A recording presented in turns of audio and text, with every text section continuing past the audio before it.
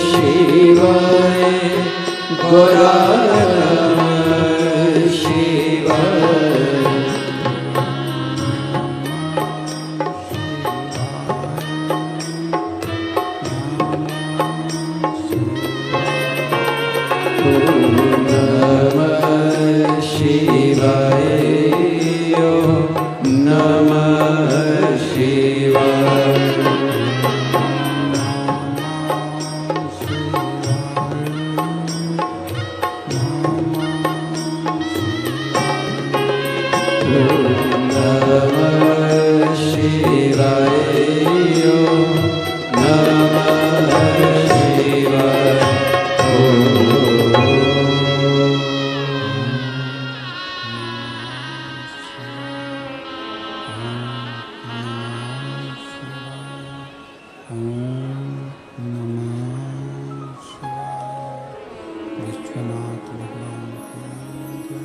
महाकालेश्वर भगवान की ओंकारेश्वर भगवान की कुबेरेश्वर महादेव की हर हर महादेव हर हर महादेव हर हर महादेव। काशी विश्वनाथ ओगड़दानी त्रिकालदर्शी कैलाशी अविनाशी भगवान शिव जिनकी पुनीत पावन शिव महापुराण की कथा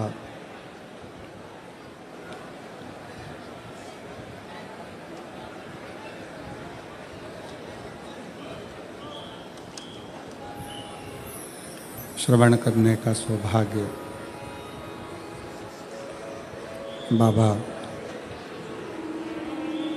देवाधिदेव महादेव की परम कृपा से, उनकी उदारता से, उनकी करुणा से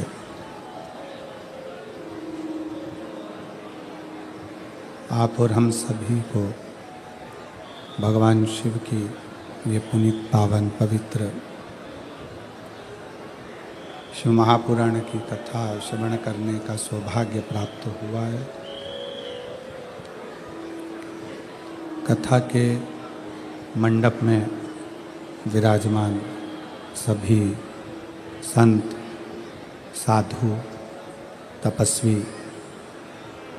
कीर्तनकार एवं कथाकार सभी को नमन करते हुए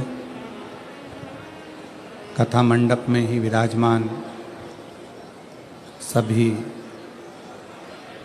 शिव भक्तों को प्रणाम करते हुए ये पवित्र पावन शिव महापुराण की कथा भगवान शिव की कृपा से, उनकी उदारता से शाहदा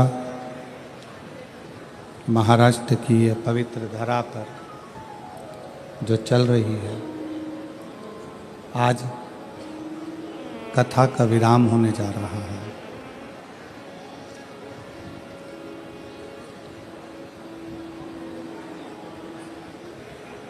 कथा के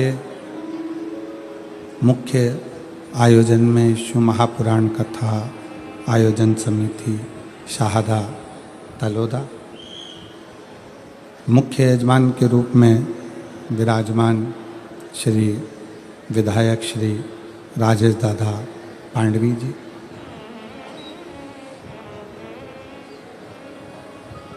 एक बार श्री राजेश दादा पांडवी जी के लिए जोरदार ताली बजाकर स्वागत वंदन अभिनंदन, जिन्होंने इस पवित्र पावन शिव महापुराण कथा का दिव्य और भव्य आयोजित किया। पांडवी जी, आपका पूरा क्षेत्र, आपने जो शिव भक्ति की लहर लेकर आए हैं, पूरा क्षेत्र आपसे बड़ा खुश है और बाबा की बड़ी करुणा आप पर बनी है जो ये पवित्र कथा आपके शाहदा क्षेत्र में आई है। उसके लिए साधुवाद है आपको, बहुत बहुत साधुवाद।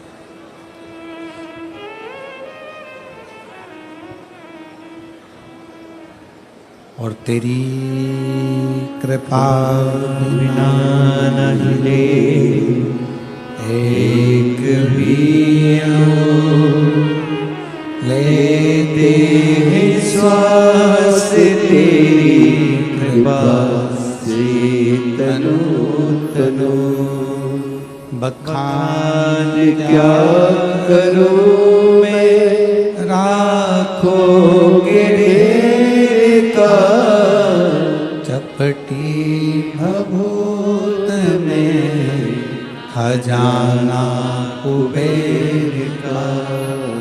हे गंगाधार मुक्ति द्वार ओंकार तू, भोले ओंकार तू, आयो शरण तिहारी शंभु काल काल तू। शिव कथा कहती है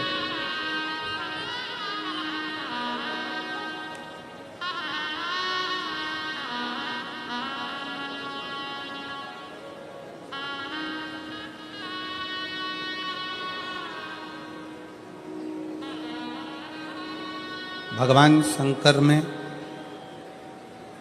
और मां आद्य शक्ति में कोई भेद नहीं। शिव और शक्ति ये दोनों एक हैं।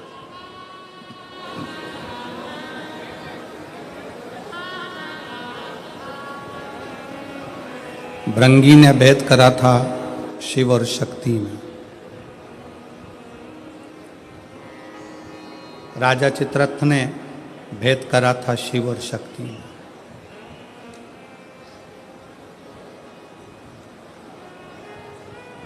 इन दोनों में कोई भेद नहीं। शंकर और मां दुर्गा भवानी, मां आद्य शक्ति, मां तुलजा माई सब एक।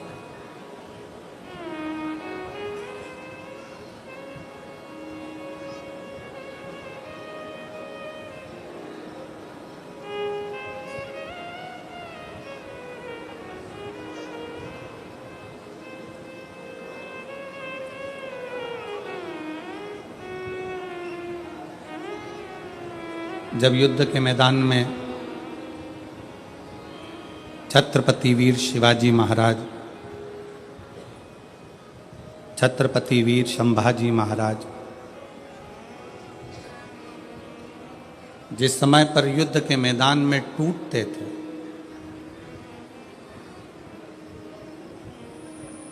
तो एक शब्द की गर्जना उस युद्ध के मैदान में होती थी, जय भवानी। कौन सी गर्जना होती थी? जम के बोलो जरा, जय भवानी। और ये शब्द उस युद्ध के मैदान में कोई देने वाला नहीं था।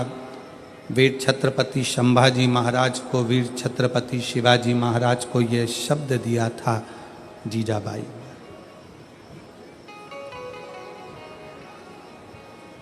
और जीजाबाई को ये शब्द किसने दिया था? शायद भारत की भूमि की वो माँ जिन्होंने छत्रपति वीर शिवाजी को जन्म दिया, वो जीजाबाई कोई साधारण सी स्त्री नहीं थी।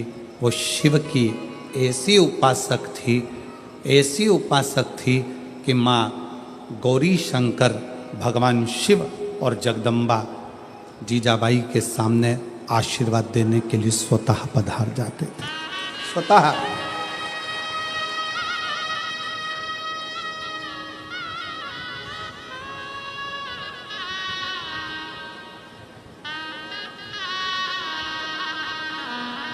आज भी महाराष्ट्र के पवित्र भूमि पर, धरा पर सनातनी आवाज लगाता है तो जय भवानी, जय शिवा आवाज लगा। क्योंकि ये भवानी शब्द में, देवी शब्द में, जगतजननी शब्द में शक्ति का प्रतिबिंब है, उस शक्ति में शिव का प्रतिबिंब है।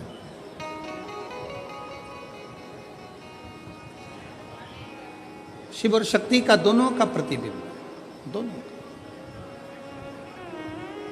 मेरी जीजियों, नवरात्रे चाहे चैत्र के आए, नवरात्रे चाहे सर्दियाँ आए, चाहे गुप्त दो नवरात्रे आए, उसमें शंकर भगवान की जितनी जितनी आराधना करोगे उतनी उतनी जगत जननी जगदम्बा दुर्गा प्रसन्न होती चली जाती है और वर देती चली जाती है, उतनी प्रसन्न।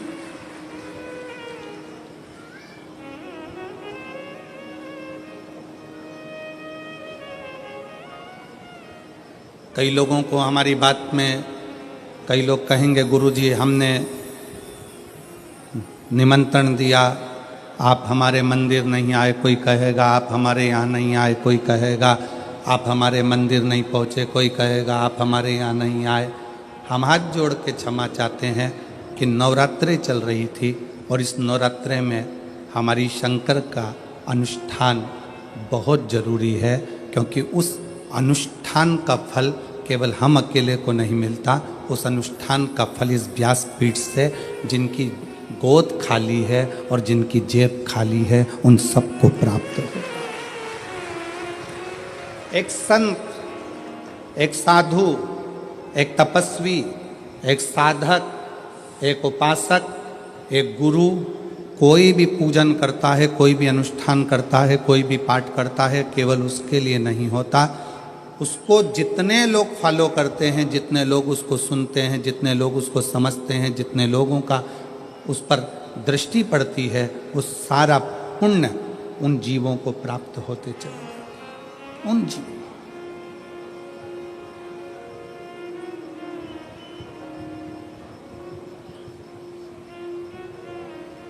यहाँ पर बुजुर्ग माताएं बैठी होंगी और वो बैठी हुई माता कहती होंगी,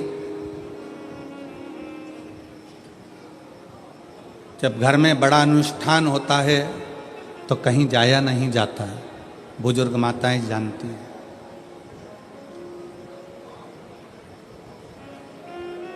और प्रत्येक नवरात्रे में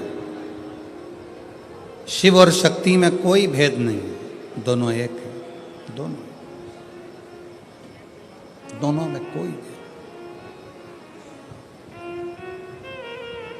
वो जैसे संत तुकाराम जी ने कहा था,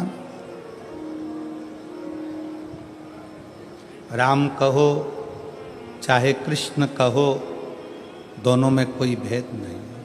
इसलिए उन्होंने एक शब्द दिया कि राम कृष्ण हरि जय, राम कृष्ण हरि, राम कृष्ण हरि, राम कृष्ण हरि, राम कृष्ण हरि जय, राम कृष्ण हरि, राम कृष्ण हरि जय, राम कृष्ण हरि, राम कृष्ण हरि जय, राम कृष्ण हरि, राम कृष्ण हरि जय, राम कृष्ण।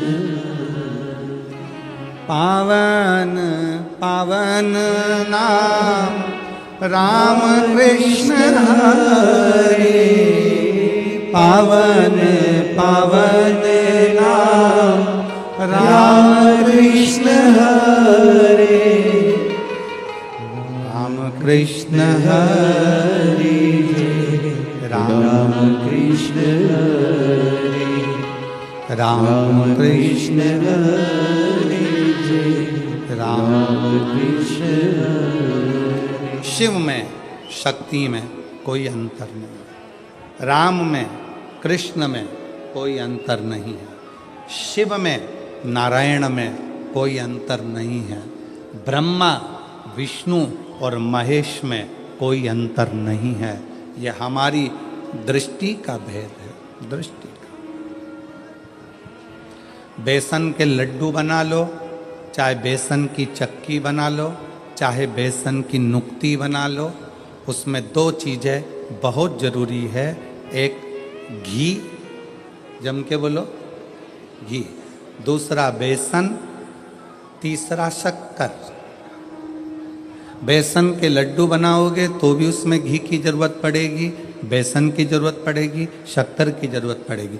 बेसन की नुक्ती बनाओगे बूंदी, उसमें भी घी की जरूरत पड़ेगी, बेसन की जरूरत पड़ेगी, शक्कर की जरूरत पड़ेगी। बेसन चक्की बनाओगे उसमें भी घी की जरूरत पड़ेगी, शक्कर की जरूरत पड़ेगी, बेसन की जरूरत पड़ेगी। उसी तरह अपने जीवन को सफल बनाओगे तो उसमें ब्रह्मा की भी जरूरत पड़ेगी, विष्णु की भी जरूरत पड़ेगी और शिव की भी जरूरत पड़ेगी। ये जीवन का सार तत्व है।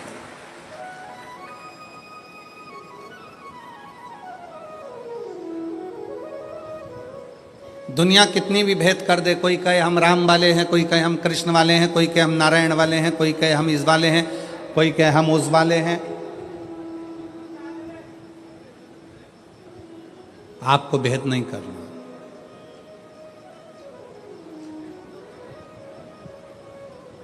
जो पांडुरंगा विट्ठल को भी नमन कर रहे हैं वो शंकर को ही नमन कर रहे हैं। जो शंकर को नमन कर रहे हैं वो पांडुरंगा विट्ठल को नमन कर रहे हैं। दोनों में कोई भेद नहीं।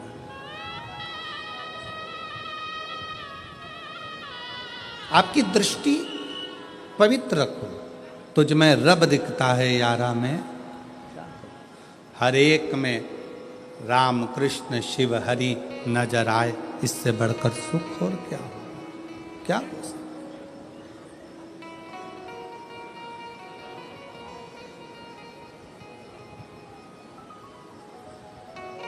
उसकी दृष्टि, उसको पहचानना, उसको जानना बहुत सा। एक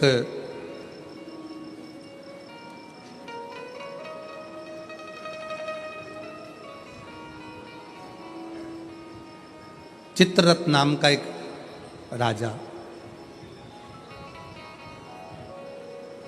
भगवान शंकर और मां जगत जननी आद्य शक्ति दुर्गा में भेद कर देता। शिव महापुराण का ये पवित्र चरित्र कहता है, शिव महापुराण की कथा कहती है। आप जब गीता प्रेस गोरखपुर की शिव पुराण अपने घर में लाकर अगर पढ़ेंगे तो उसमें आपको राजा चित्ररथ का चरित्र मिलेगा।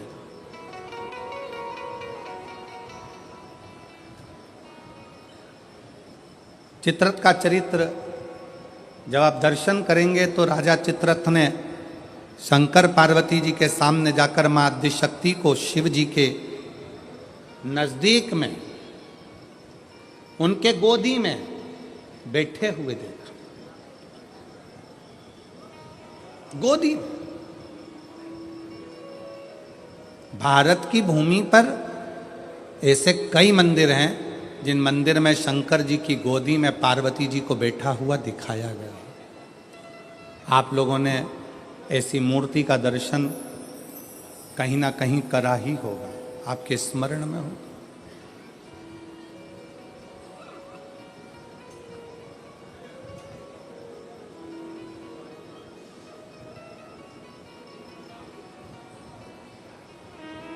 शिव जी की गोद में मां आद्य शक्ति, मां दुर्गा भवानी, मां पार्वती जी बैठी हैं। इस गोद में श्री कार्तिकेय जी बैठे हैं और पार्वती जी की गोद में श्री गणेश जी महाराज बैठे हैं। जरा स्मरण करिएगा, कभी यदि आपके सामने ऐसा कोई फोटो, ऐसा कोई चित्र व्हाट्सएप पर, सोशल मीडिया में आए तो इसमें संशय मत करना, इसको समझना कि शिवजी ने अपनी गोद में, भगवान शंकर ने अपनी गोद में पार्वती जी को बिठा कर रखा है और पार्वती जी की गोद में श्री गणेश जी महाराज हैं। शिवजी की दूसरी गोद में, दूसरी जंघा पर भगवान श्री षडानंद कार्तिकेय जी विराज हुए। और इस दर्शन को राजा चित्ररथ ने देख लिया। राजा चित्ररथ, और राजा चित्ररथ ने देखा, हंसने लगा। बताओ, जगत का पालनहारा, जगत का पिता और जगत धात्री मां दुर्गा, जगत को चलाने वाला, जगत का देवता, जगत का देवाधिदेव महादेव और जगत जननी दुर्गा ये कैसे बैठे हैं? ये बैठे कैसे हैं? महाराज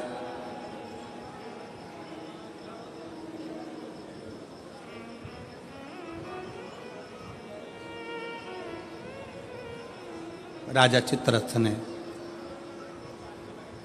पार्वती जी को और शिव जी को बैठा देखकर मन में गलत भाव उत्पन्न कर, गलत विचार,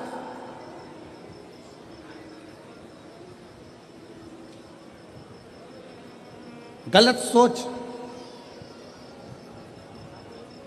किसी किसी को पूजन करते समय भी गलत गलत विचार आते हैं, किसी किसी को मंदिर जाते समय गलत गलत विचार आते हैं, किसी किसी को मंदिर में पूजन करते करते गलत गलत विचार आते हैं, किसी किसी को पूजन करते समय गंदगी दिखती है, गलत विचार आते हैं। स्त्री के बारे में, पुरुष के बारे में, उसकी अवस्था के बारे में, उसके नग्न स्वरूप के बारे में, उसकी चित्त वृत्ति में गलत गलत दृष्टियां आने लगती हैं। गंदा भोजन उसकी दृष्टि में आता है जब वो पूजन करने बैठता है, भजन करने बैठता। कई लोग हैं ऐसे, और जिनकी भी दृष्टि में इस तरह की अगर बातें आ रही हैं कि मैं पूजन करने बैठी हूँ, मेरी गलत सोच हो रही है, गलत विचार आ रहे हैं, इस चक्कर में वो पूजन करना बंद कर देती है, इस चक्कर में पूजन करना बंद कर देता है, मंदिर जाना बंद कर देता है कि मैं मंदिर जाऊंगा, गलत सोचने में आएगा, गलत दृष्टि में आएगा। गलत कर नहीं रहा है ना, उसने किसी स्त्री को गलत दृष्टि से देखा, ना उसने कभी किसी पुरुष को गलत दृष्टि से देखा, ना उसने कभी मांसाहार करा, ना कभी उसने मदिरापान करा, ना कभी उसने गलत काम किया। उसके बाद भी वो पूजन करने बैठा, वो अच्छी जगह पर बैठा और उसकी दृष्टि में गलत विचार आने लगे। कहीं मांस दिख रहा है, कहीं मदिरा दिख रही है, कोई स्त्री दिख रही है, कोई पुरुष दिख रहा है, कोई वस्त्र विहीन दिख रहा है, कोई ऐसा दिख रहा है, कोई गलत कृत्य में दिख रहा है। उसके विचार दृष्टि में वो आ रहा। और कई बार लोग परेशान हो जाते हैं कि गुरुजी ऐसा क्यों हो रहा है, हम तो अच्छा करने के लिए गए, हम तो मंदिर गए, हम तो भगवान के भजन करने के लिए गए, हम तो स्मरण करने के लिए गए, फिर हमारी चित्त वृत्ति में ये कैसे आ रहा है, हमारी सोच में ये कैसे आ रहा है, हमारे विचार में ये कैसे आ रहा है। और जब शिव पुराण कहती है राजा चित्ररथ की बुद्धि में भी यह गलत विचार आ गया था, केवल संसार के मनुष्य की बुद्धि में नहीं, राजा चित्ररथ की बुद्धि में भी यह विचार आ गया था। ये शिव महापुराण की कथा कर गलत विचार करना क्या है। जब व्यक्ति को ऐसे गलत विचार आने लगे पूजन के समय पर, अच्छी जगह पर, ये गलत गलत विचार, आप गलत कर नहीं रहे हो, आप मांसाहार नहीं कर रहे, आप किसी स्त्री को गलत नहीं देख रहे, आप किसी पुरुष को गलत नहीं देख रहे हो, आप किसी मदिरा की दुकान पर नहीं गए हो, पर आपकी विचार धारणा में अगर ये चीज़ें पूजन करते समय, भजन करते समय, अर्चना करते समय, मंदिर जाते समय, मंदिर में बैठते समय, मंदिर में उपास करते समय तुम्हारी बुद्धि में अगर ये चीज़ें आ रही हैं, मन में अगर ये चीज़ें पाठ करते करते भी अगर आ रही हैं, तो समझ लेना कि आपके ऊपर कहीं ना कहीं किसी न किसी रूप में कोई अन्न किसी के घर का ऐसा खा लिया है जिसके कारण तुम्हारी बुद्धि थोड़ी सी भ्रष्ट हुई है। उसको सुधारें कैसे, उसको संवारें कैसे। अब किसी ने यही प्रसंग को सुनकर कहा, गुरुजी अगर किसी के घर का अन्न खाया है तो अन्न खाने के बाद तो वो पच गया, पचने के बाद वो गंदगी में निकल भी गया, अब तो वो विचार आना बंद हो जाना चाहिए। अब तो 1 साल हो गया, 2 साल हो गया, 1.5 साल हो गया, 6 महीना हो गया, तो भी वही विचार आ रहा है। तो हमारा निवेदन है, भोजन करने के बाद भोजन पच जाता है, भोजन करने के बाद भोजन समाप्त भी हो जाता है, पर उस भोजन से जो रक्त की 4 बूंदें बनती हैं वो इस शरीर में दिन रात तुम्हारे मरते दम तक दौड़ती रहती है, शरीर में वो रक्त की बूंद चलती रहती है। इसलिए विचार 1 साल, 2 साल, 4 साल, 6 साल, 15 साल ऐसे चलते रहते हैं। उस विचारों को, गलत सोच को, गलत विचारों को, गलत दृष्टि को समाप्त कैसे करें।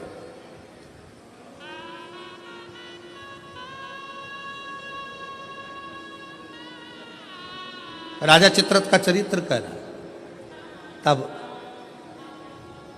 राजा चित्ररथ ने गलत विचार से पार्वती जी और शिव जी को देख लिया, गलत विचार से। शिव जी कुछ नहीं बोले, कुछ नहीं। पर पार्वती मैया ने राजा चित्ररथ को श्राप दे दिया,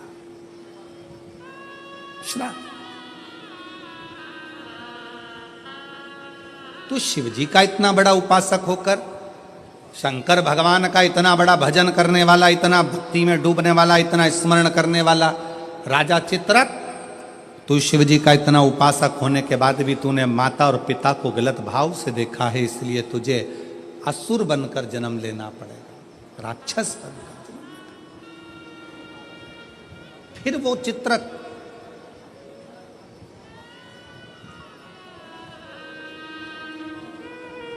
वृत्रासुर के रूप में जन्मा। क्या नाम हुआ था उसका? वृत्रासुर, जिसको इंद्र ने मारा था दधीचि ऋषि की अस्थियों से। गलत विचार। क्या करा जा?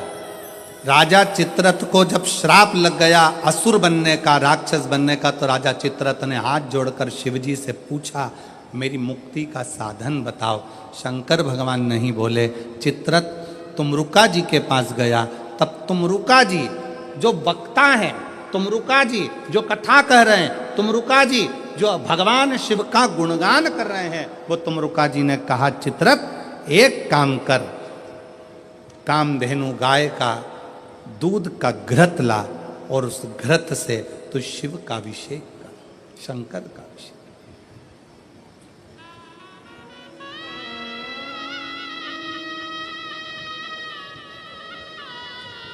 मेरी जीजियों, मेरे जीजाओं, मेरी बेटियों, बेटाओं, मेरी माताओं, मेरे भाई, मेरे बांधव, अपने को भी अगर गलत विचार आते हो, पूजन के समय पर पाठ करते करते गलत जगह पर अपना मन जा रहा हो, तो 5 प्रदोष, एक कटोरी में 1 चम्मच घी गाय का, देसी गाय का 1 चम्मच घी, 1 चम्मच भी ना हो तो आधी चम्मच घी, आधी चम्मच भी अगर घर में ना हो तो 2 बूंद घी, 2 बूंद भी ना हो तो देसी गाय का 1 बूंद घी अपनी हथेली में मध्य में लगाकर, जो शंकर भगवान का, भगवान शिव जी का जो शिवलिंग होता है, उस शिवलिंग के ऊपर के भाग पर अपनी हथेली को रखकर, और जो अशोक सुंदरी वाली जगह है उस जगह पर अपनी हथेली का घर्षण करना चाहिए। लगभग 5 प्रदोष अगर आपने कर लिया तो निश्चित है आपकी बुद्धि में कभी गलत विचार पूजन करते समय आएगा ही नहीं, और गलत दृष्टि की ओर जाओ।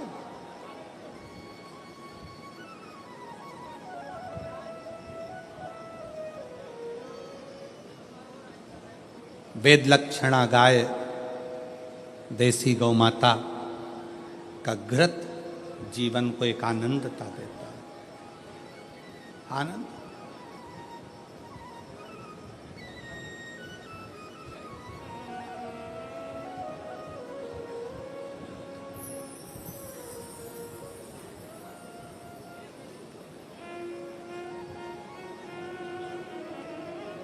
भारत के इतिहास में संसद भवन में बैठकर रात रात भर मंथन कर कर जो वक्फ बोर्ड बिल पर संशोधन किया गया, उसके लिए पूरे प्रशासन को बहुत बहुत साधुता, बहुत साधु।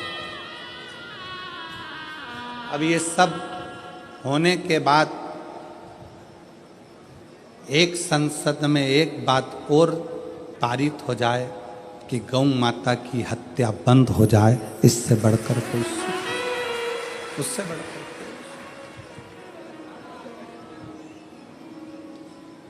गौ माता का, देसी गाय का घृत, वेद लक्षणा गाय का 1 बूंद घृत हाथ की हथेली पर लगाकर शिवलिंग के ऊपर और अशोक सुंदरी की जगह पर घर्षण करने से जो गलत विचार, गलत सोच, गलत दृष्टि, गलत भाव, ये समाप्त हो जाता, समाप्त हो।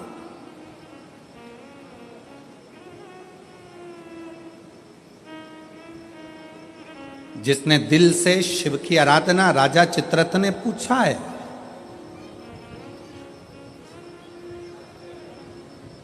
राजा चित्ररथ ने विचार किया कि ये राजा चित्ररथ कह रहे हैं कि मुझे बताओ कि मेरी मुक्ति कैसे हो, मोक्ष कैसे होगा। मैंने तो गलत सोच लिया, मैंने तो गलत विचार कर लिया, मैंने तो गलत दृष्टि रखी, मेरी बुद्धि में तो ये गलत भाव आ गए, मुक्त कैसे। कल की कथा में कहा था, जीवन में कितना भी दुख आ जाए, कितनी भी तकलीफ आ जाए, कितना भी कष्ट आ जाए, उस ईश्वर को मत भूलो, ईश्वर को, शिव को मत।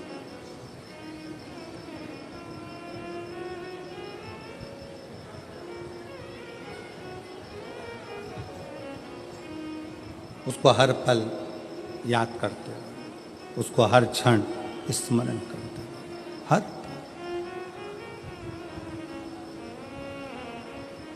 ओ भोले रे तेरे बिना भी क्या जीना, ओ बाबा रे तेरे बिना भी क्या जीना। फूलों की कलियों में, काशी की गलियों में, फूलों की कलियों में, काशी की गलियों में, तेरे बिना कुछ कहीं ना, तेरे बिना भी क्या जीना, ओ बाबा रे तेरे बिना भी क्या जीना, ओ शंभू रे तेरे बिना भी क्या जीना। फूलों की कलियों में, काशी की गलियों में, फूलों की कलियों में, काशी की गलियों में, तेरे बिना कुछ कहीं ना, तेरे बिना भी क्या जीना, ओ बाबा रे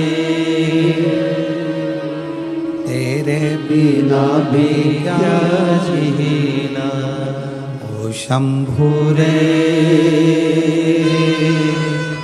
तेरे बिना भी क्या जीना। उस शिव की हर पल याद करते रहो, हर घड़ी।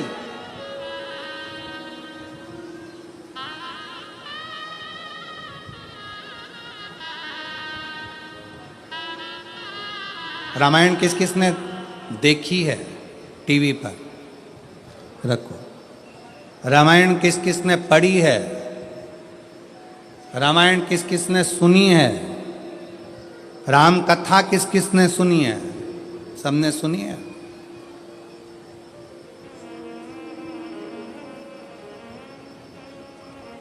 राम जी पर ऐसा कौन सा दुख था जो नहीं आया, विचार करिएगा। राज सिंहासन मिलने वाला था और 14 वर्ष के लिए, बोलो बोलो जम के बोलो, वन। आप कहते हो थोड़ा सा दुख आ गया, मेरी दुकान नहीं चल रही, मेरी नौकरी नहीं लग रही, मेरी सर्विस नहीं लग रही, मैंने इतनी मेहनत करी सफलता नहीं मिल रही। अरे जिसके पास में सिंहासन आने वाला था, रात की रात उसको 14 वर्ष के लिए वन जाना पड़ जाता है। 14 वर्ष के लिए कितना बड़ा दुख होगा, जरा याद करिएगा। 14 वर्ष के लिए वन के लिए निकलते हैं, निकलते और थोड़े समय के बाद सूचना मिल जाती है कि पिता शांत हो जाते हैं। बाप पिता चले जाते हैं, बाप चले, पिता चले गए। दुख देखिए, सिंहासन गया, अपना राज्य गया, अपना गांव छोड़ना पड़ा, वन वन डोलना पड़ा, पिता चले गए। और दुख देखिए, आगे चलते हैं तो धर्म पत्नी भी चली जाती है। दुख देखिए, दुख। आप एक एग्जाम पास नहीं करते हो, माँ बाप ने आपको पाल पोस कर बड़ा करा और एक एग्जाम पास नहीं कर पाए, कोचिंग करने गए थे पुणे, कोचिंग करने गए थे कोटा, कोचिंग करने के लिए गए थे दिल्ली, कोचिंग करने गए थे मुंबई, कोचिंग करने के लिए गए थे लातूर, कोचिंग करने गए थे हैदराबाद। एक सब्जेक्ट नहीं निकल पाया, अंदर से टूट गए। और 20-25 साल के बेटे होकर, बेटी होकर, 25 साल के बेटा बेटी होकर रस्सी बांधकर सुसाइड कर लेते हो, जहर की पुड़िया खा लेते हो, पानी में डूबकर मर जाते हो। विचार करना, उस परमात्मा की जिंदगी में कितना दुख आया, हिम्मत नहीं हारी, आखिरी तक संघर्ष करते रहे, तो आखिरी में अयोध्या के राजा बनकर विराजमान हो। और आज के बेटा बेटी, जरा सा पति ने कुछ कह दिया, बहू का मुख खुल गया, जाकर मायके बैठ गई, अदालत में केस लगा दिया। इतना दुख दे रहे हैं, मेरी सास इतना दुख दे रही है, मेरे घर के लोग इतना दुख दे रहे हैं, मेरे परिवार वाले इतना दुख दे रहे हैं। अरे भगवान से प्रार्थना करना कि बहुत अच्छे लोग मिले हैं, ना जाने किस्मत में और कितना दुख लिखा होगा। दुख चाहे यहाँ लिखा वहां लिखा, उसको भोगना तो पड़ेगा, भोगना। अब ईमानदारी से बोलो, इतनी कथा तो आपने सुन ली, आपको भी अपने दुख के समय पर ढेर सारे महाराज मिलते हैं, ढेर सारे लोग मिलते हैं, और आप सबसे कहते हैं मेरा हाथ देखकर बता दो मेरा भाग्य क्या कह रहा है, मेरी पत्री का देखकर बता दो मेरा भाग्य क्या कह रहा है, मेरे घर का ग्रह क्या कह रहा है, मेरे जीवन में इतना दुख है। तुमसे ज्यादा राम जी को मिले थे गुरु विश्वामित्र जैसे, वाल्मीकि जैसे, गुरु बाबा, ढेर सारे आंत्री जैसे बड़े बड़े तपस्वी गुरु मिले थे। राम जी ने एक से भी नहीं कहा कि मेरा हाथ देखकर बताना, कि मेरी किस्मत देखकर बताना। राम जी ने केवल एक बात कही कि समय मिल जाए तो मुझे कथा सुनाना, अगर मैं कथा सुनूंगा तो मेरी व्यथा समाप्त होती चली जाएगी, इसमें मेरी प्रतिष्ठा है। राम जी ने इतने बड़े बड़े विद्वान मिले पर हाथ नहीं दिखाया, राम जी ने इतने बड़े बड़े विद्वान मिले पर अपनी पत्रिका नहीं दिखाई, राम जी ने इतने बड़े बड़े विद्वान मिले, किसी से नहीं पूछा कि मेरा दुख कैसे कटेगा, मेरी पत्नी चली गई, मेरा पिता चले गया, राज सत्ता चली गई, दर दर भटकना पड़ रहा है, 14 साल ठोकरे खा रहा हूं, मेरा भाग्य कैसे बनेगा। राम जी ने किसी से नहीं पूछा। जितने संत के दरवाजे पर राम जी जाते थे, हाथ जोड़कर संत पूछते थे क्या सेवा करें राघव, आपको क्या कहें। राम जी कहते थे बस कथा सुना दो, कथा सुना दो। क्यों? क्योंकि राम जी जानते थे दुनिया की सारी व्यथा केवल शिव कथा ही काट सकती है, इसके सिवाय कोई नहीं काट सकता। आप कथा कहो मुझे। जितने संत मिलते थे वो कथा कहते थे, कथा सुनते थे राघव, कथा श्रवण करते थे राघव, और अपने पथ पर चलते चलते पार्थिव शिवलिंग का निर्माण करते थे राघव। भारत की भूमि पर अयोध्या से लेकर लंका तक भारत सरकार ने राम पथ गमन बनाया है।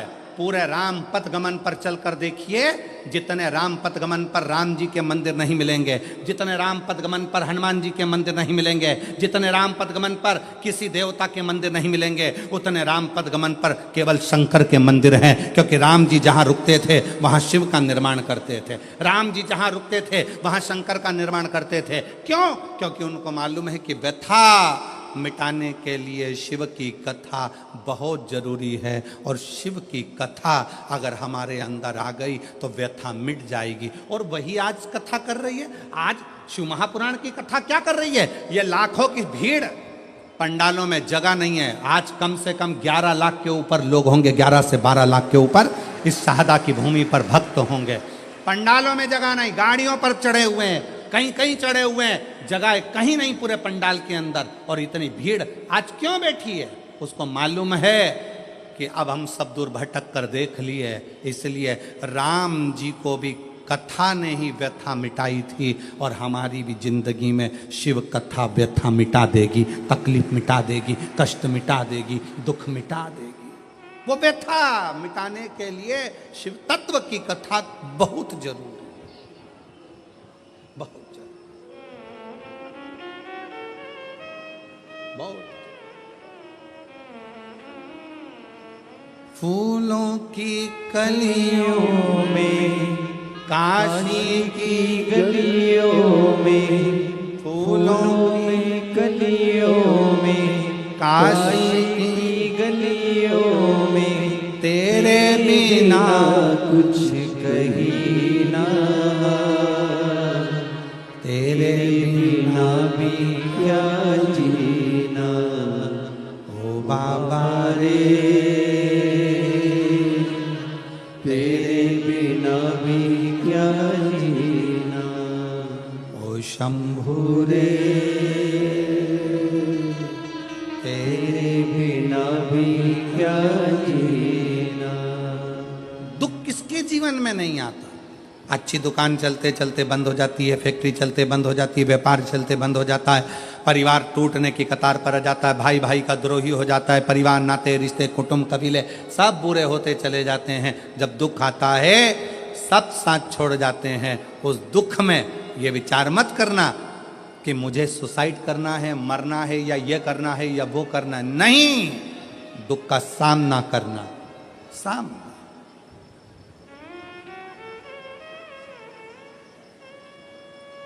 पढ़ो।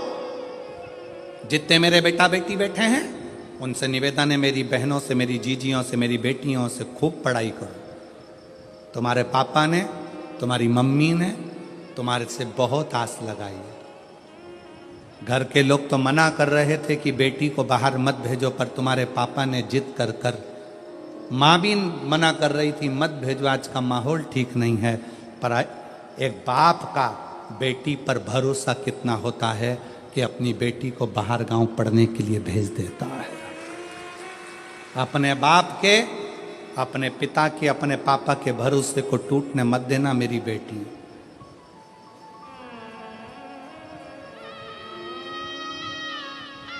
मेरे बेटा,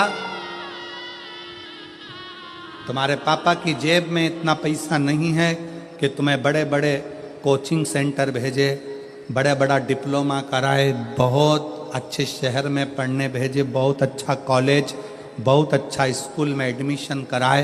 तुम्हारे पापा की जेब में इतना पैसा नहीं है। पर मेरे बेटाओं, याद रखना, तुम्हारा पापा ना जाने कहाँ से मेहनत कर कर तुम्हारा पिता ला ला कर तुमको पढ़ा रहा है, तुम्हें मंजिल तक पहुँचा रहा है। वो खुद नहीं पढ़ पाया, खुद आगे नहीं बढ़ पाया, पर अपने बेटे से उसको बहुत आस लगी है। इसलिए बेटा याद रखना, खड़े होना तो सनातन धर्म की लाइन में खड़े होना, खड़े होना तो शिवालय की लाइन में खड़े होना, किसी दारू की दुकान पर मत खड़े होना।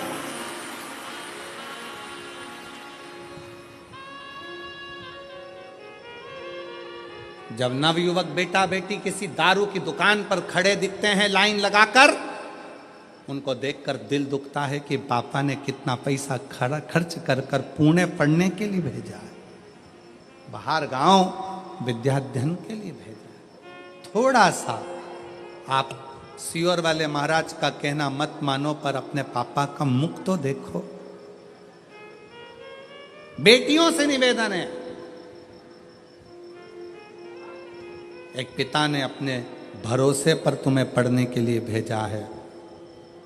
ये जो फालतू फालतू के जो ये लफड़े हैं ना, ये मुझे चाहता है, वो मुझे चाहता है, ये मुझे चाहता है, वो मुझे चाहता है, ये प्यार मोहब्बत, ये सब दिखावे के हैं। 4 दिन की चांदनी,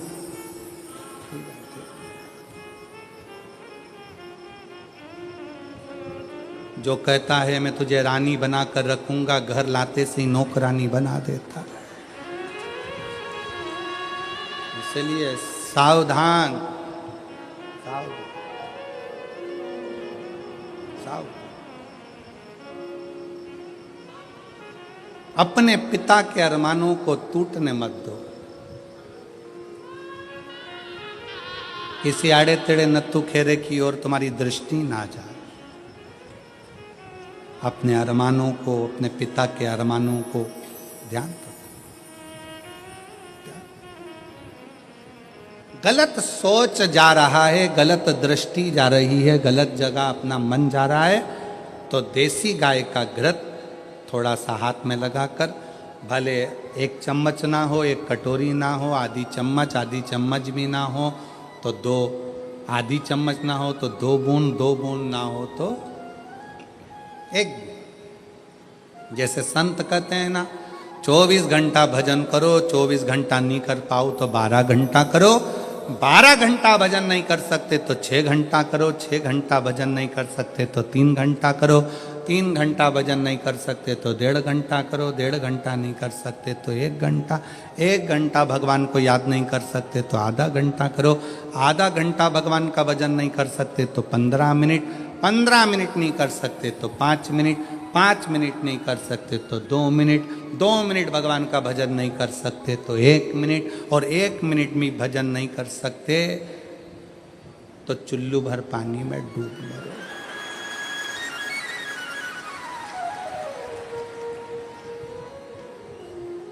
इससे जोरदार कोई बात नहीं हो सकती।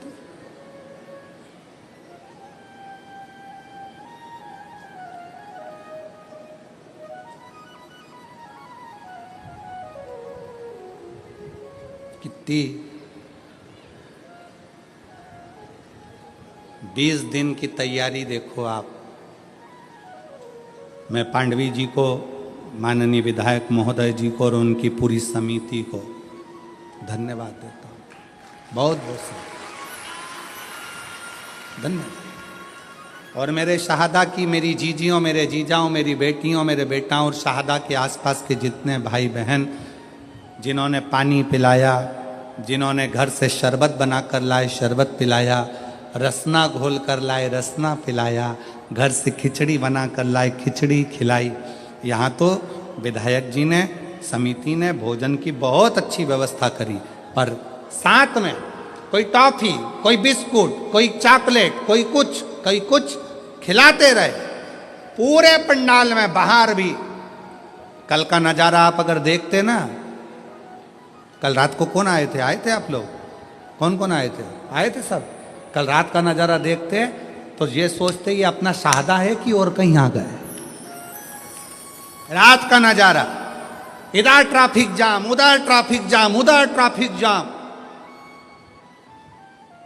और डीजे, बैंड बाजे और माताएं हरिओम में ओम समाया है और मेरा भोला शहादा में आया, और चलने दो, और नाचना और कूदना, और भोजन बांटने वाले भोजन बांट रहे, पानी वाले पानी, बिस्कुट वाले बिस्कुट। ऐसा लग रहा जैसे शंकर जी की बारात आई और हिमालय राज स्वागत करने में लगा हुआ। हिमालय राज स्वागत कर, सब अलमस्त होकर खूब। जो अकड़ में नहीं आए, कई लोग ऐसे थे जो एक दिन भी आकर दर्शन नहीं कर पाए। समय नहीं मिला गुरुजी, समय नहीं मिला, समय नहीं मिला, समय।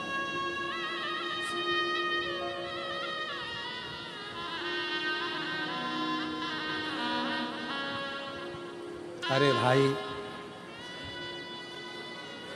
इससे अच्छा समय और क्या होगा? बताओ जरा, ईमानदारी से बोलो, इससे अच्छा समय क्या होगा? कोरोना जैसी बीमारी आई, मोहल्ले के 4-6 निपट गए, तू बचा रह गया। इससे जोरदार समय और क्या लेकर आएगा?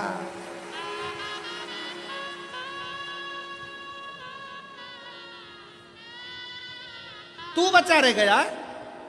और जिसमें बीमारी थी, शुगर थी, बीपी था, थायराइड था, सब बीमारी थी, और चाहता तो कोरोना तुझे चिपक जाता, पर शंकर जी ने कहा रहने दे, सादा में कथा सुनेगा, काम माथा बच्ची करे इसके लाके, रहने दे इसके नीचे। और उसके बाद भी क्या, समय नहीं मिला। तो भगवान ने भी कह दिया ठीक है।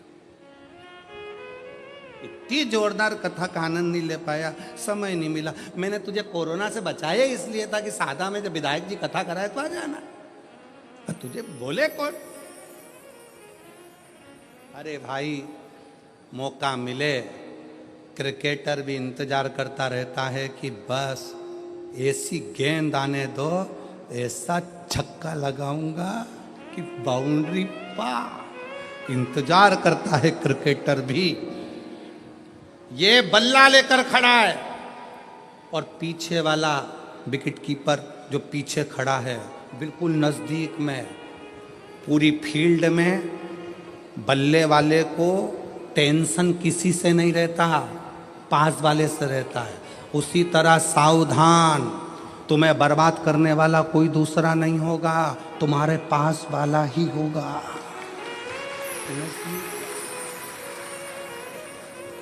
वो गेंद फेंकेगा तब तक तो दौड़ जाओगे, उधर से गेंद आएगी तब तक भाग जाओगे, एक रन बना लोगे। टेंशन पीछे वाले से है, बिल्कुल पास में खड़ा है, तैयारी में, गेंद आए और दूं विकेट में। बस ऐसे संसार के कई लोग इंतजार कर रहे हैं। खूब उड़ रहा है, खूब आगे बढ़ रहा है, गिरने दे विकेट, और इंतजार करते हैं रिश्ते नाते कुटुंब कबीले, एक बार डाउन में आ, ऐसी ऐसी उड़ाऊंगा कि डीजे भी हल्के पड़ जाएंगे और सारे मोहल्ले में डोंडी पीट जाऊंगा। वो तो ऐसा था। कहां? इसलिए हर दिन, प्रत्येक दिन आपके लिए अच्छा है। ये मत सोचो कि दान मुझे कल करना है, भजन मुझे कल करना है, परसों करना है, कल कभी नहीं आता। इसलिए आज का जो दिन है वो बड़ा सुंदर दिन है। दान भी करो, भजन भी करो, कीर्तन भी करो, स्मरण भी करो, भोजन भी करो। अभी अपने दांत अच्छे हैं, सोफा सेट पूरा अच्छा है, तो चने गुड़ सब खाओ। मक्का की रोटी, ज्वार की रोटी, बाजरा की रोटी हमारे अग्रवाल जी ने रोज खवाई।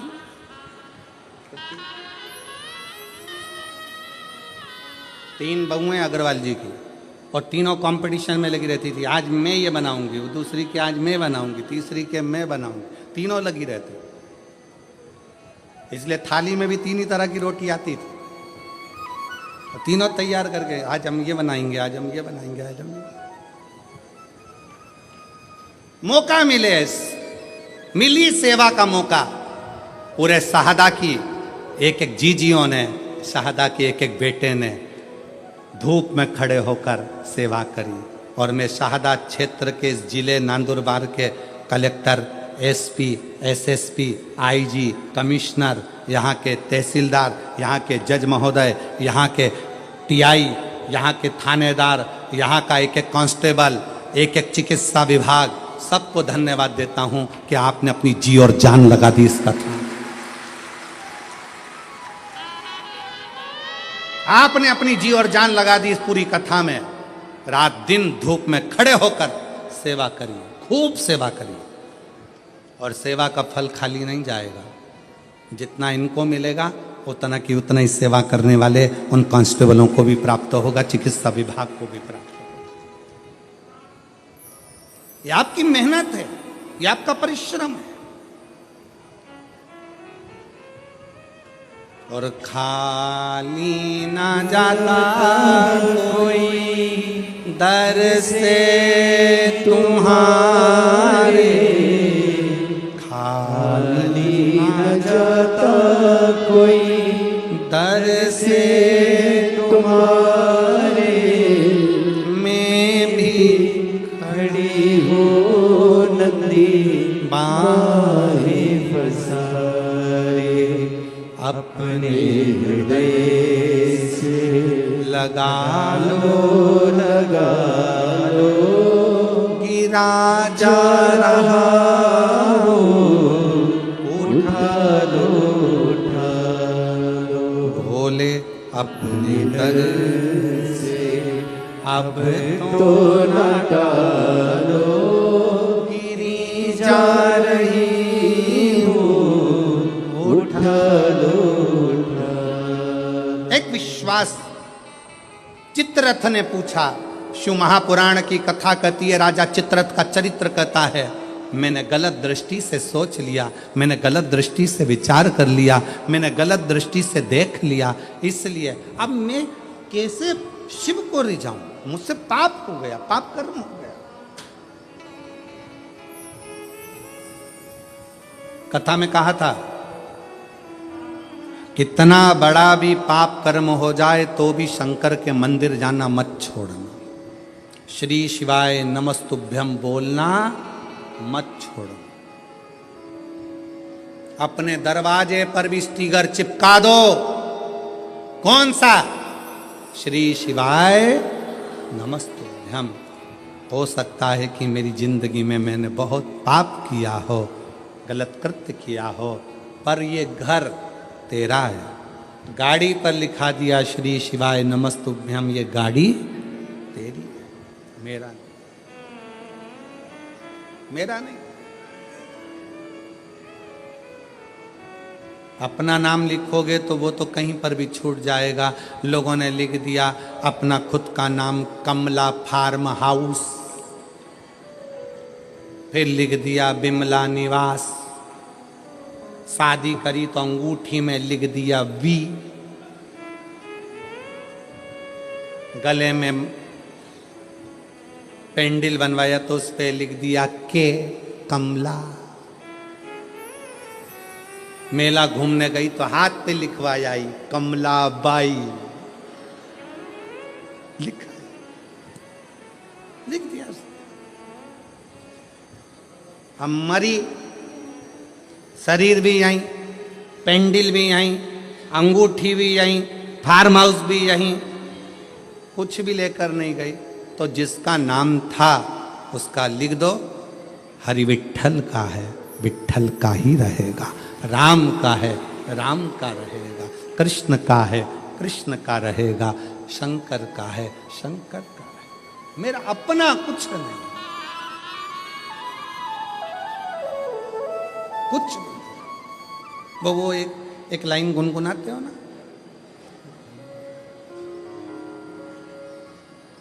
भंवरे ने खिलाया फूल फूल को ले गया,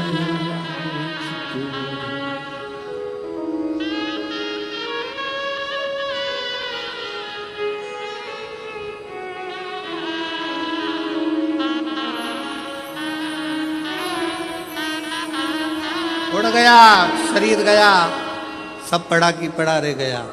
भंवरे ने खिलाया फूल फूल को ले गया, भंवरे तू कहना ना भूल भूल तेरा हो गया इधर उधर, भंवरे ने खिलाया फूल फूल को ले गया। ये सब पढ़ा रहा, संसार छूट गया। उस लाइन पर ध्यान दें, भंवरे तू कहना ना भूल भूल तेरा हो गया इधर उधर, भंवरे ने खिलाया फूल फूल तो ले गया। संसार सागर में आए थे, फूल खिला था, समय पूर्ण हुआ, फूल लेकर चले गया। जितनी फूल की सुगंध थी संसार सागर में दे सकते थे, दे दो, देव। मक्खी देखी है? अरे बोलो तो जम के, मक्खी देखी है? अच्छी जम के बोलो, देखी है? अच्छा, शक्कर पर बैठती है ना, गुड़ पर बैठती है, मिठाई पर बैठती है ना। रात के समय पर शक्कर का डिब्बा खोल कर रख दो, रात के समय पर गुड़ का डिब्बा खोल कर रख दो, रात के समय पर गुलाब जामुन खोल के रख दो, रात के समय पर रसगुल्ला खोल के रख दो, मक्खी आएगी? नहीं। मक्खी बहुत समझदार होती है। रात में मक्खी कभी नहीं आती, दिन में आती है। इसलिए मक्खी दिन में शक्कर के डब्बे के पास आती है, मक्खी दिन में गुड़ के पास आती है, पर मक्खी रात में नहीं आती। और यही शिव महापुराण की कथा कहती है, जब आपके दिन अच्छे होते हैं तो कोई तुम्हारे दरवाजे पर हाथ फैलाने आता है, अंधेरे में कोई नहीं आता। जब बुरे दिन होते हैं तब कोई नहीं, कौन आएगा? मक्खी दिन में आती है शक्कर खाने, मक्खी दिन में आती है गुड़ खाने। रात के समय डब्बा खोल के रख दो, मक्खी नहीं आएगी। आपके अच्छे दिन हैं तो लोग आएंगे, काका जी हमारे को जरा बेटे की फीस जमा करना है, भैया भूख लगी है, दादा प्यास लगी है। आपके दिन है इसलिए आ रहा है। आपके दिन नहीं होंगे ना, रात होगी ना, कोई नहीं आएगा। जब आपके पास में कुछ नहीं होगा, कौन मांगने आएगा? कौन रिश्तेदार, कौन नातेदार, कौन कुटुंब, कौन मोहल्ला, कौन आएगा? दिन है तो लोग आ रहे हैं। अगर आज कोई तुम्हारे को कुछ कह रहा है, सुनो, क्योंकि आज आपका दिन है। कोई आपसे मांग रहा है तो समझ लेना कि आज आपका दिन है कि लोग आपसे मांग रहे हैं। मक्खी दिन में आती है, रात में नहीं। उसी तरह अपने भी अगर कुछ मांगने आते हैं ना, जब तुम्हारे पास कुछ होता है तो आते हैं, नहीं तो कौन आएगा? किसके आएगा? राजा चित्ररथ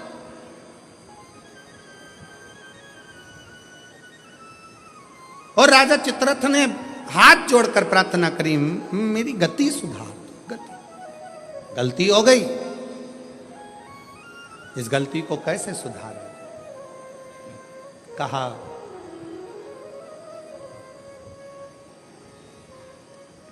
एक दिन भूलवश,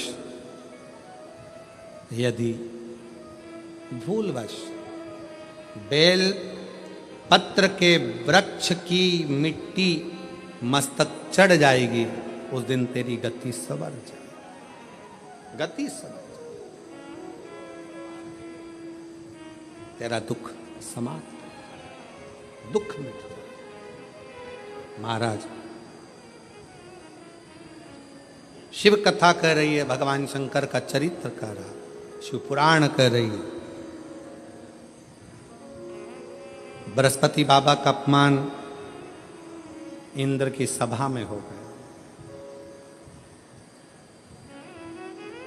देवगुरु बृहस्पति का अपमान।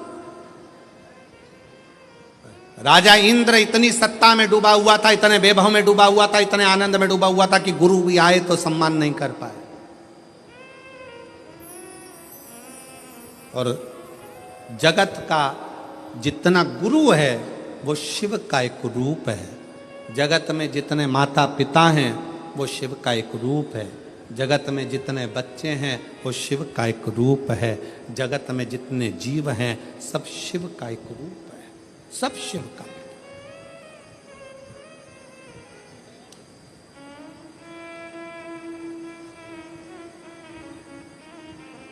देवगुरु बृहस्पति जी का अपमान हो गया,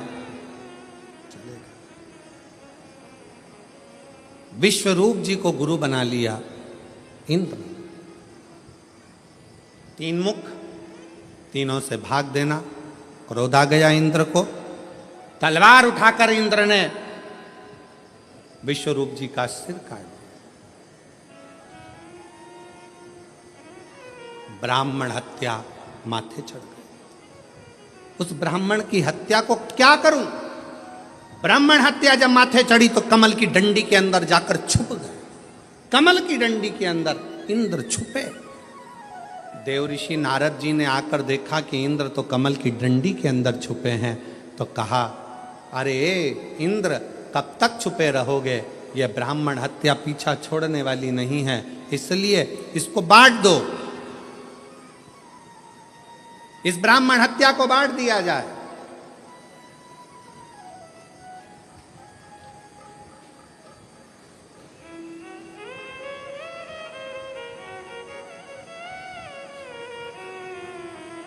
पाप कैसे बंटता है?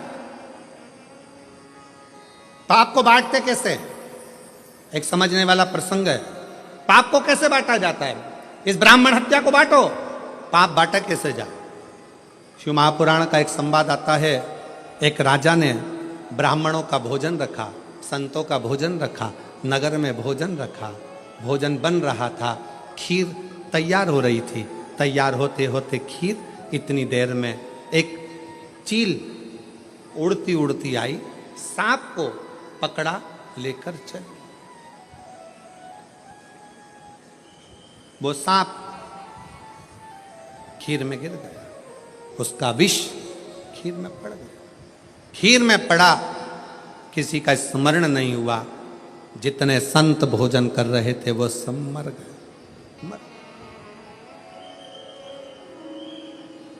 प्राण छूट गए। धर्मराज के यहां केस पहुंचा और धर्मराज के यहां पर बात पहुंची। धर्मराज जी से पूछा गया, बताओ इतने सारे संत और ब्राह्मण मरे हैं, इनका पाप किसके माथे पर दोगे? चील अपना पेट भरने के लिए भोजन ले जा रही थी, उसको सांप खीर में गिरा, उसको जो भोजन बना रहा था उसको, या जो भोजन करा रहा था उसको, या राजा जिसने भोजन ब्राह्मणों को खिलवाया उसको, जिसने निमंत्रण दिया था। धर्मराज मौन होकर बैठ गए। समय आएगा तब इस पाप को किसके माथे पर चढ़ाना है वो बता दिया जाए। ये ब्राह्मणों के मरने का पाप किसके माथे पर देना है, समय आएगा तब बता दिया जाएगा। इंतजार किया गया। इंतजार करते करते नगर की एक महिला ऐसी थी, एक स्त्री ऐसी थी जो दिन रात राजा को कोसती थी। बताओ कैसा खोलला राजा है, इतने बामनों को खा गया, ब्राह्मणों को खीर खिला दी, ब्राह्मण मर गए, संत मर गए, संत मर गए, राजा ऐसा, राजा वैसा, राजा ऐसा, राजा वैसा, खूब कोसती।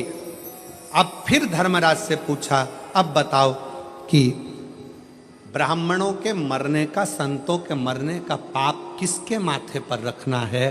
तो धर्मराज ने कहा, जो ये स्त्री राजा की निंदा कर रही है ना, गालियां दे रही है ना, इसी के माथे पर ये पूरा की पूरा पाप चढ़ा दिया जाए। पूरा पाप, पूरा पाप।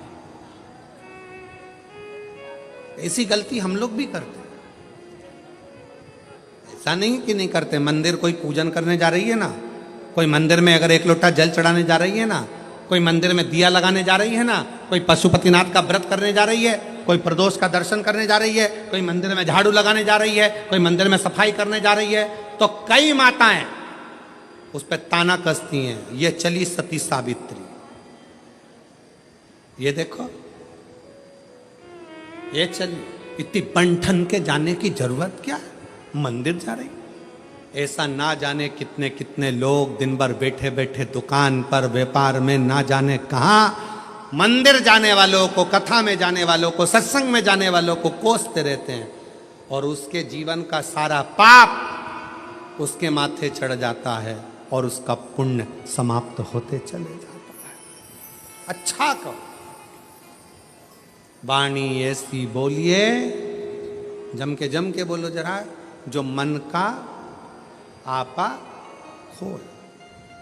फिर से बोलो, वाणी ऐसी बोलिए जो मन का आपा खोए। पर आज के जमाने में वाणी ऐसी बोलिए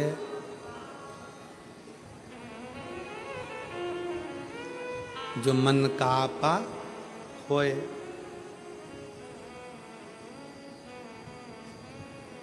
सोच समझकर, विचार कर कर अच्छा बोलने का प्रयास करो। अच्छा,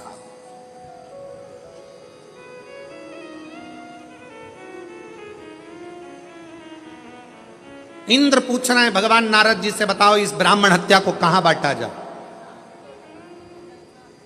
इस ब्राह्मण की हत्या को कहां बांटे? उत्तर दो। देव ऋषि नारद ने कहा कि ये काम करो, पृथ्वी के पास जाओ। पृथ्वी, हमसे ब्राह्मण हत्या का अंश ले लो। पृथ्वी ने ब्राह्मण हत्या का अंश लिया तो पृथ्वी का बंजर भाग ब्राह्मण हत्या का अंश है।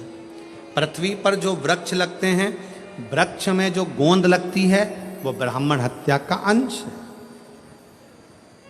इसलिए तुम्हारे बहू के यहाँ संतान हो, उसे गोंद का लड्डू खिलाओ, मना नहीं है। पर जन्माष्टमी का कार्यक्रम हो या रामनवमी का कार्यक्रम हो, भगवान के प्रसाद में गोंद नहीं डालना चाहिए। गोंद का लड्डू भगवान को भोग नहीं लगता।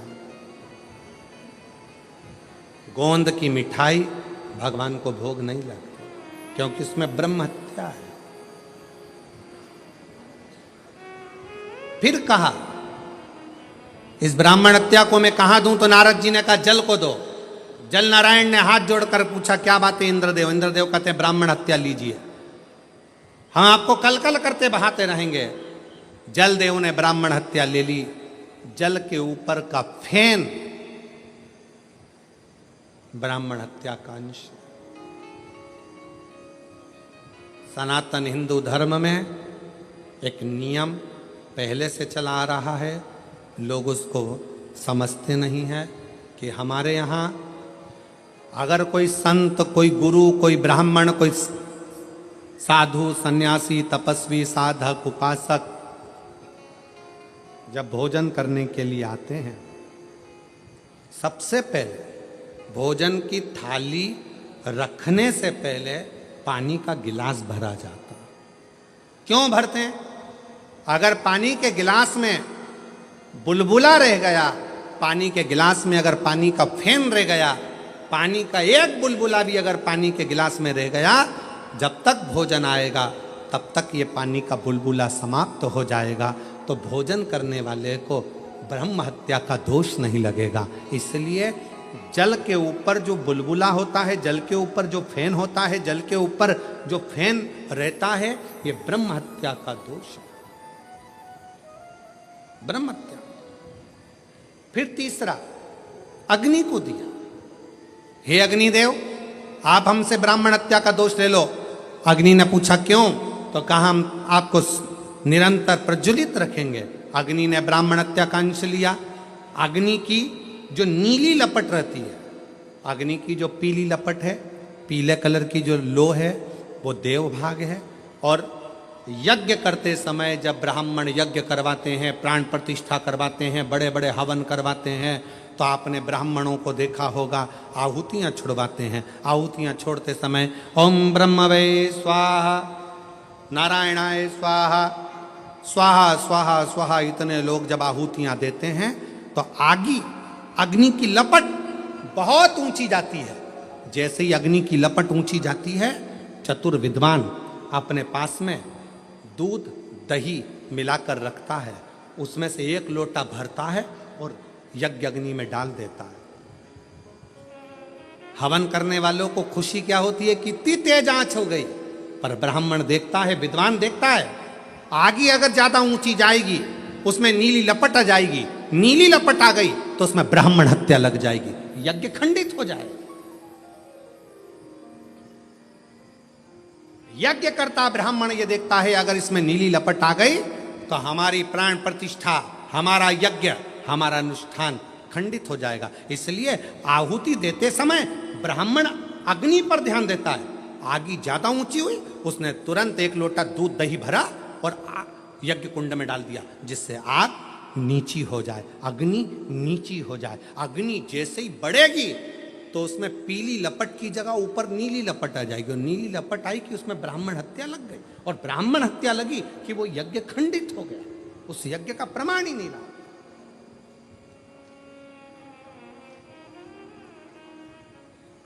सीमित अग्नि, अग्नि को दिया ब्राह्मण हत्या का अंश। अब किसको दूं नारद? नारद जी ने कहा एक काम करो, स्त्री को दे दो। स्त्री से कहा आपको हम ब्राह्मण हत्या का अंश देते हैं, आप ले लीजिए, मेरा फायदा क्या है? कहा आपको प्राण छूटने तक हम सुंदर बनाकर रखेंगे। स्त्री ने कहा ठीक है, युवान अवस्था आपकी बनाकर रखें। स्त्री ने ब्राह्मण हत्या का अंश लिया। स्त्री का रजस्वला होना, रजोधर्म धारण करना, 5 दिन 7 दिन स्त्री जो कार्य नहीं करती है, ये रजोधर्म ब्रह्म हत्या का अंश है। 4 स्थान पर ब्राह्मण की हत्या को इंद्र ने बांट दिया। तब इंद्र कमल की डंडी से बाहर निकले, सिंहासन पर बैठने लगे। तब त्वष्टा बाबा ने यज्ञ कर कर वत्रासुर को उत्पन्न करा। ये वही वत्रासुर है जो शंकर और पार्वती में भेद कर दिया था, गलत दृष्टि से देख लिया था। वत्रासुर ने शिव जी से मांगा था, प्रभु मेरा कल्याण कैसे होगा। कहा, दधीचि ऋषि जो मेरे उपासक हैं, जिनका बेटा पिपलाद जनमानस का कल्याण करेगा, वो दधीचि ऋषि मेरे सिवा किसी को नहीं भजें। उन दधीचि ऋषि की अस्थियां, हड्डियां तुम्हारे शरीर पर लगेगी और तुम्हारा कल्याण हो जाएगा। वत्रासुर के साथ में इंद्र का युद्ध हुआ। इंद्र हारने लगे।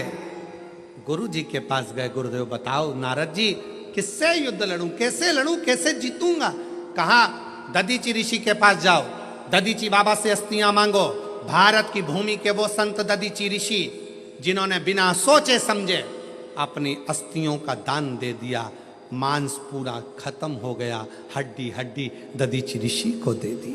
दधीचि ऋषि ने इंद्र को दे दी। इंद्र ने विश्वकर्मा जी को बुलाकर शस्त्र बनवाए। उस शस्त्र से वत्रासुर के साथ में युद्ध हुआ। दधीचि ऋषि की हड्डी का स्पर्श,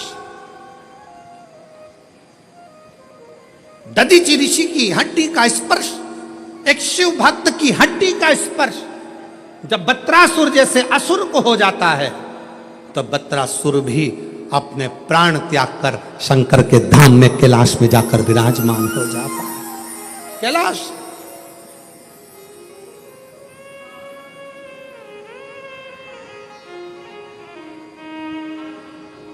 ओ बाबा रे तेरे जीना भी क्या जीना, ओ भोले रे तेरे बिना भी क्या जीना।